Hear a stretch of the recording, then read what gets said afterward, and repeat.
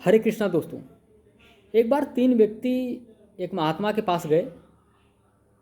तो महात्मा जी पूछे कि भाई किस उद्देश्य से आना हुआ, आप लोग का क्यों आगमन हुआ है स्कूटी में।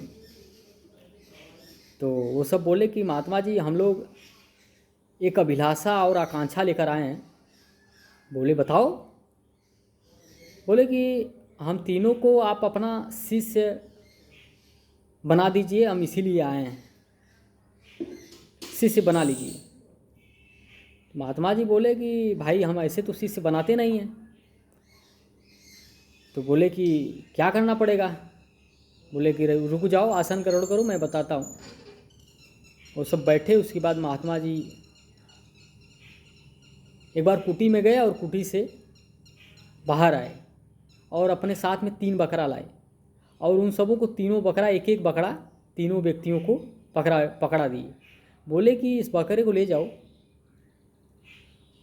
ऐसे जगह तुम तीनों इसको काटना, इन तीनों बकरों को ऐसे जगह काटना जहाँ कोई देखे ना, उसके बाद हम तुम लोग को शिष्य बना लूँगा।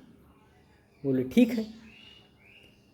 तो जिसके पास जितना विवेक था उस हिसाब से अपने अंदर वो सब विचार किए। 3 लोग थे तो उसमें से एक तो ले गया घर में काट दिया कि घर में कोई देखेगा नहीं। एक जो है नाले में ले गया, नाले में काट दिया कि यहाँ पे कोई नहीं है, कोई नहीं देखेगा, दोपहर का समय है।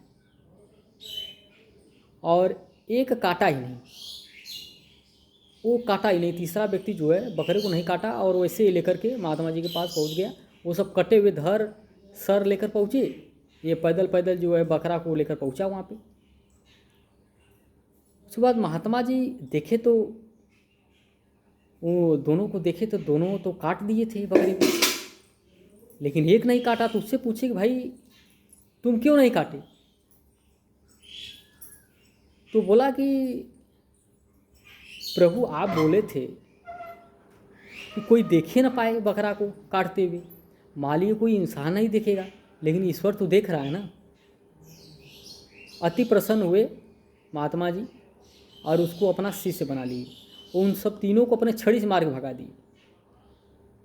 तो इस कहानी से हमको ये शिक्षा मिलती है कि मान लो हम पाप करते हैं, चोरी करते हैं, किसी को गाली देते हैं, या फिर ऐसा कोई कार्य करते हैं जो कि हम सोचते हैं कोई नहीं देख रहा है, लेकिन ईश्वर तो देखता है।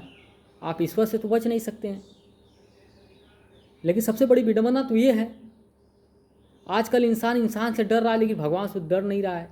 क्योंकि भगवान तत्काल रूप से जो है उस चीज़ को संज्ञान में नहीं लेते और तत्काल रूप से उसको दंड तो देते नहीं।